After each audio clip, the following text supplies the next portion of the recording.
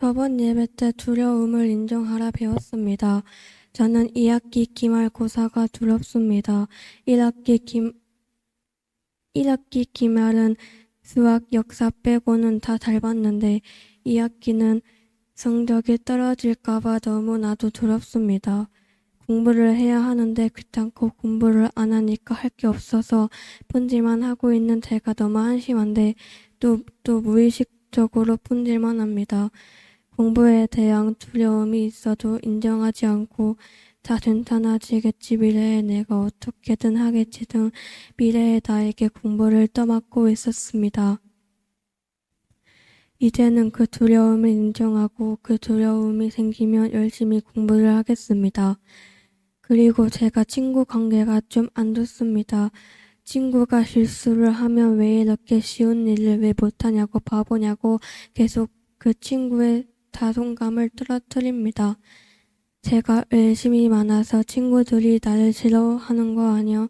친구들이 나를 갖고 노는 거 아니야? 라는 의심이 계속 들어서 너무 스트레스를 받습니다.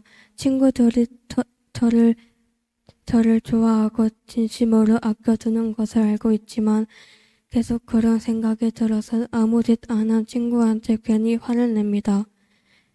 이런 상황이 반복되고 하니까 친구들도 제가 화내는 것에 익숙해지고 친구들도 제가 화내는 것이 너무 지겨워져서 친구들도 저에게 화를 내서 계속 싸우게 되고 다투게 되니까 친구 관계 심지어 가족 관계까지도 안 좋아진 것 같습니다. 이젠 두려움을 인정하면서 화도 잘 안 내겠습니다. 또 저는 미래에 대한 두려움도 있습니다. 취업을 할 수 있을까? 직장을 다니면서 발표를 잘할 수 있을까? 결혼하고 애는 어떻게 먹여 살릴까? 좋은 남자를 만날 수 있을까? 등 많은 두려움이 있습니다. 목사님께서 20살 되고 갑자기 성숙해지고 똑똑해지고 두려움이 사라지는 게 아니라고 말씀하셨습니다. 그래서 지금부터 미래에 대한 두려움을 인정하고 오늘부터 두려워하는 것을 하나하나씩 정리해서 그 두려움을 할 수 있을 만큼 없애보겠습니다. 그 다음에 저는 죽음에 대한 두려움이 있습니다. 죽을 때 아프니까 죽기 싫은 마음이 많이 듭니다. 하지만 사람은 다 죽으니까 제가 죽기 싫다고 안 죽는 건 아니니까 무엇의 두려움보다 더 큽니다. 무엇의 두려움보다 더 크니까 하나님을 믿고 천국에 가겠다는 믿음을 가지고 그 두려움을 인정하면서 구원을 붙잡고 살겠습니다. 박수! 여리고의 높은 성벽도 두려움을 감출 수 없는 것처럼 세상의 어떤 것도 인간의 두려움은 감출 수 없고 어쩔 수 없다는 것을 배웠습니다. 여리고의 성벽이 그렇게 높고 견고했는데도 여리고 사람들은 마음을 놓지 못하고 두려워했습니다. 하나님을 두려워하지 않으면 모든 것을 두려워한다는 것을 배웠습니다. 세상의 성적이나 집안백이나 인맥이나 자기 자신이나 어떤 것도 그 안에 두려움을 해결하지 못하는 것이 참 비참합니다. 제가 하나님을 몰랐더라면 성적도 나 자신의 능력도 내 두려움을 해결 못한 채 미래에 대해서 두려워하며 살았을 텐데 하나님이 제가 하나님을 알게 해주셔서 기도하게 해주시고 은혜 주셔서 감사합니다. 제 아내 송원중에선 공부를 잘하고 있지만 대평구에 가서 완전 못하게 돼서 쪽팔려지는 건 아닌지 당장 내일부터 학교에 가면 수행평가 결과가 나오게 될 텐데 잘 나올지 꿈발표 대회 예선에서 바로 떨어지면 어떡하지 하는 두려움이 많습니다. 엊그제도 공부할 때 난 공부가 하기 싫고 잘 안 되는데 신이는 열심히 자세히 공부하고 있어서 나만 나중에 뒤처지면 어떡하지? 나만 고등학교 올라가서 공부하는 게 힘들고 싫으면 어떡하지? 그런 두려움이 있었습니다. 전 제가 잘하는 것도 많고 그래도 훌륭하다고 생각하고 있는데 우물안 개구리였으면 어떡하지? 사실 내가 잘난 게 아니면 어떡하지? 내가 사실 공부 못하는 거였으면 어떡하지? 대평고 가서 시험 보는데 멘붕 오면 어떡하지? 하는 두려움도 있어요. 나는 속으로 사람들을 많이 무시하고 우울감 느끼고 죄도 많이 짓는데 이러다가 심판받으면 어떡하지? 하는 두려움도 있습니다. 그런 두려움을 부정하지 않고 인정하고 하나님께 기도할 것입니다. 여리고처럼 높은 성벽도 두려움을 해결 못하는데 하나님은 내 두려움을 해결해 주시고 기회를 주신다니 정말 다행입니다. 제 안의 두려움을 인정할 때 라합에게 정탐꾼이 왔던 것처럼 구원받을 기회가 옵니다. 그랬을 때 바로 붉은 줄을 맨 라합처럼 기회가 왔을 때도 결단이 필요한 것 같습니다. 고등학교 가서 못하면 어떡하지 하며 두려워할 때가 많은데 제 성적이나 실력도 키우지만 그것을 믿을 순 없으니 제가 시험 볼 때나 공부할 때나 고등학교 올라갈 때 제 두려움을 해결해 주실 하나님을 믿겠습니다. 그래서 나중에는 하나님 믿고 자신감을 가져서 자꾸 떨어지면 어떡하지 못하면 어떡하지 하는 걱정이 아니라 잘할 수 있다는 확신을 가질 수 있기를 기도합니다. 그래서 내 성적, 실력 믿을 때보다 더 많은 평안이 있고 믿음이 있기를 기도합니다. 박수. 여리고 사람들은 덩치가 크고 높은 성벽이 있어서 속으로도 뿜뿜하고 두려움이 별로 없을 줄 알았습니다. 하지만 여리고 사람들이 속으로는 하나님을 엄청 두려워하고 쭈구리인 걸 알고 나니 많이 놀랐습니다. 모든 사람들과 모든 동물들한테는 두려움이 있던 걸 깨달았습니다. 말을 못하는 짐승들도 육식동물이 쫓아오면 도망가는 이유가 죽기 싫어서 그러는 거 아니겠어요. 모든 살아있는 게 두려움이 있는데 저도 두려움이 아주 많습니다. 친구가 좀만 싸늘하게 대하면 집 가서도 고민하며 내가 싫나 어쩌지 그러고 시험 망하면 어쩌지 하는 땅의 두려움도 아주 끄득끄득합니다. 또 7살인가 그럴 때 교회의 한 집사님이 천국과 지옥 영상을 보여주셨는데 지옥 영상이 너무너무 무서워서 거기서도 울고 집 가서도 울고 아직도 기억이 남았어요. 또 옛날에는 죽어서 지옥 가면 어떡하지 하고 내가 정말 하나님을 믿는 게 맞을까 하는 하늘의 두려움도 있었습니다.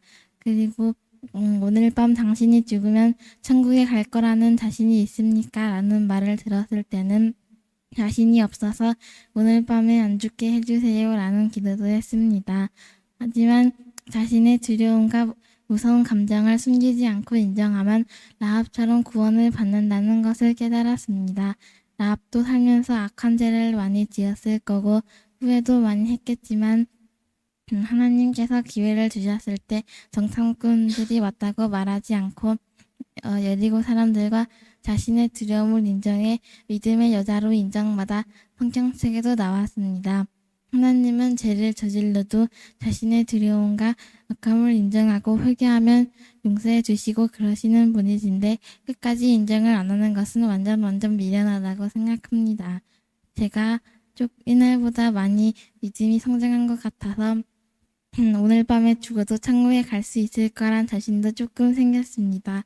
그러나 아직도 급식 먹을 때 기도를 괜히 빨리 하는 등 새벽 기도회 때 자꾸 긁고 집중 못하는 등 아직 많이 부족합니다. 낮이랑 밤에는 멀쩡하던 등이 새벽 기도회 때는 왜 이렇게 가렵고 긁고 싶은지 모르겠네요. 엄마도 제가 긁는 게 방해가 된다고 하시는데 엄마의 세력이 참으로 크네요. 언니를 본받아서 새벽 기도회 때도 안 긁고 안 들고 집중하도록 노력할 거예요. 그리고 또 죽어서도 천국에 갈 것입니다. 하나님, 제가 라합처럼 자신의 두려움을 인정할 수 있는 기회가 올 때 붙잡아서 하나님의 구원을 붙잡게 해주세요. 또 믿음이 많이 자라게 해주셔서 감사합니다. 제가 아직도 아주 많이 부족한데 절 도와주세요. 아멘. 박수. 지금 보시다시피 이렇게 요단강이 있습니다. 요단강 동편은 정복했어요. 루벤, 갓, 므낫세 반 지파한테 줬죠. 원래는 예정에 없던 보너스 축복입니다. 그죠? 하나님이 약속하신 땅은 가나안 이 땅이야. 지금 이스라엘 땅입니다. 그런데 요단강 동편 땅은 지금 이제 뺏겼죠, 이스라엘이 지금. 이쪽에 아르논 강부터 야복강까지는 헤스본 왕 시온이 통치했고, 야복강부터 지위의 산악지역은 바산 왕 옥이 통치했는데, 쳐들어와서 괜히 덤벼서 패배하면서 이 땅을 전부 다 빼앗겼습니다. 이스라엘이 정복하게 되었습니다. 이제는요, 약속하신 그 땅으로 가야 됩니다. 바로 여기서 건너야 돼요. 이 모압 평지 다 모여 있습니다. 200만 명이 모여 있어요. 이 강을 건너야 돼. 강을 건너서 첫 번째 가나안에 입성할 때 첫 관문 여리고를 통과해야 되는 거예요. 우리 지난주에 봤던 것처럼 여리고 성은 엄청 견고한 성입니다. 아무튼 이들을 물리치기 위해서 정탐꾼을 보냈다가 이제는 모든 백성이 건너야 돼. 답 없어요. 건너는 수밖에 없습니다. 보세요. 남쪽에는 여매가 있어. 뭐 어떻게 해요? 빠져 죽잖아. 북쪽에는요, 보이시죠? 다 산악지형이야. 다 험준한 계곡이에요. 어떻게 갈 수가 없어. 돌아가자니 광야하고, 동서남북 뭐 다 길이 없습니다. 무조건 강을 건너야 돼. 건너지 않고 눌러 앉을 수 있겠죠. 어떻게 해서 강을 건너요? 문제는 뭐냐? 이때 강물이 더 넘쳐나는 시기야. 곡식을 거두는 시기이기 때문에 강물이 넘쳐요. 조사해봤더니 약 수심이 2m에서 4m로 보더라고요. 그러니까 여러분들은 다 빠져 죽는 거야. 수영 못한 사람 다 죽는 거죠. 그 짐승들 어떡합니까? 양들, 소들 싹 다 죽는 거지 않습니까? 근데 어떻게 건너냔 말이야. 이 건너야 돼. 근데 답이 없어. 하나님이 건너래. 건너래요. 자, 이 강을 건너서 가나안 땅으로 입성을 그래야만이 하나님의 약속하신 땅을 정복할 수 있고, 하나님께서 명령하신 이 이방 족속을 심판하는 사명을 마칠 수가 있는 거예요. 강을 건널까 말까. 이게 결정적으로 이스라엘이 언약 백성으로 살 것인가, 아니면 싫다. 이 땅도 충분하다. 여기서 눌러 앉을란다. 그냥 광야에서 살다가 죽을란다. 결정하는 결단의 이 분기점이 되는 것입니다. 주목할 것은요, 말씀 읽어봤던 것처럼 지난주에 봤죠? 루벤, 므낫세 반, 갓지파. 이 세 지파는 선봉으로 섰어. 근데 그 선봉보다 더 앞선 팀이 있으니 바로 하나님의 언약궤를 메고 있는 제사장들. 이 언약궤는요, 한마디로 하나님의 임재를 의미하고 있는, 이 안에 십계명 돌판이 들어있어요.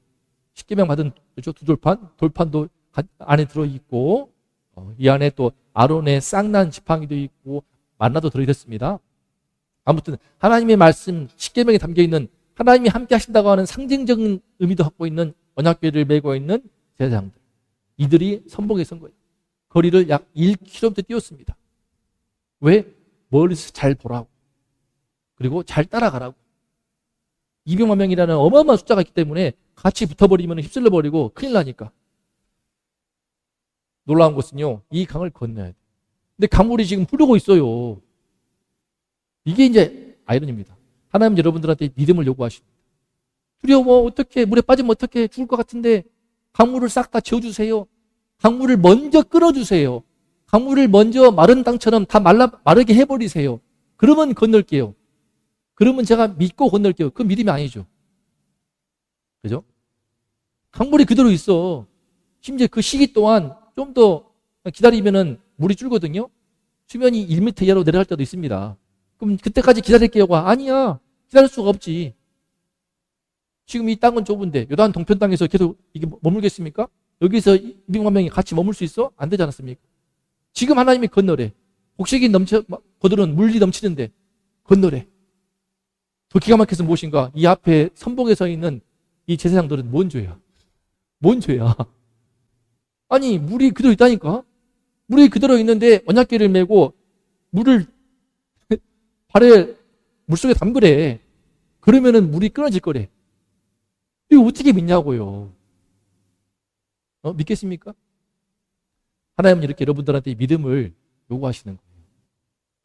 이렇게 해서 언약 백성은요, 하나님을 믿기로 선택하고 결단한 백성입니다. 물 다 끊어지고 그냥 걸어가라. 자기 걸어가봐. 이게 뭐 믿음이 뭐가 필요해. 걸어가면 되는 거지. 근데 지금 물이 출렁출렁 거리고 빠지면 죽을 수 있는데 여기에서 뭔 죄가 있어? 가장 선봉에 선 이 제사장들. 놀랍게도요, 믿음으로 갔어요. 마음은 떨렸겠지. 편안한 마음으로 하나님이 발을 물에다가 딱 담그는 순간 싹 다 물이 갈라질 거야 라는 믿음을 한 10% 됐을까? 하지만 그 믿음이 움직인 겁니다. 여러분도 마찬가지예요. 두려움이 있죠. 하지만 믿음이 제가 많이 쓰는 비유인데요. 51대 49야. 우리 안에 숫자로 100으로 치면요. 두려움은 아무리 따더라도 믿음이 51%만 되면 돼. 51%만. 성령이 충만하면 믿음이 99점 될지 모르겠지만 난 그런 사람 못 봤어. 나도 그런 적 없었어.